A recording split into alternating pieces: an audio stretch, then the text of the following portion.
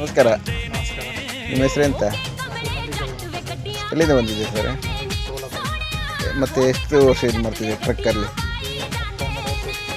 ಹೌದಾ? ಮತ್ತು ಹೆಂಗಿದೆ ಲೈಫೆಲ್ಲ ಟ್ರಕ್ಕಲ್ಲಿ? ಹೌದಾ?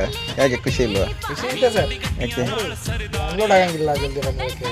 ಅದಲ್ಲ, ಈಗ ನೀವು ಟ್ರಕ್ಕಲ್ಲಿ ಈಗ ಅಲ್ಲಿ ಸೊಲ್ಲಾಪುರ ಕೊಲ್ಲಾಪುರದಿಂದ ಬರ್ತೀರಲ್ಲ, ಫುಲ್ ಎಂಜಾಯ್ ಆಗುತ್ತೆ.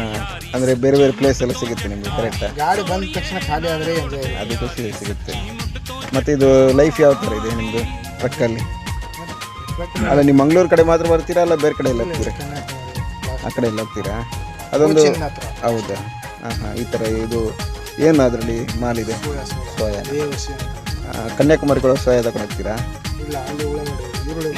ಹೌದಾ?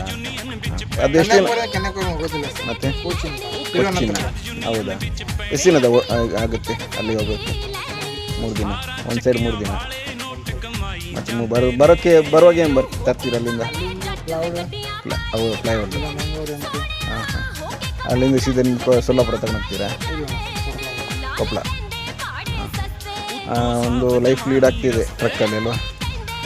ತುಂಬ ಖುಷಿ ಆಗ್ತಿದೆ ಅಲ್ವಾ? ಯಾಕಂತ ಹೇಳಿದರೆ ಬೇರೆ ಬೇರೆ ಪ್ಲೇಸ್ ಎಲ್ಲ ಸಿಗುತ್ತೆ. ಹೌದು. ನಿಮಗೆ ವೆದರ್ ಎಲ್ಲ ಸೆಟ್ ಆಗುತ್ತೆ ಬೇರೆ ಬೇರೆ? ಈಗ ಮಂಗಳೂರು ವೆದರ್ ಬೇರೆ ಇರುತ್ತೆ, ಸೊಲ್ಲಾಪುರ ವೆದರ್ ಬೇರೆ ಇರುತ್ತೆ, ಕೊಚ್ಚಿನ ವೆದರ್ ಬೇರೆ ಇರುತ್ತೆ. ಹೌದಾ?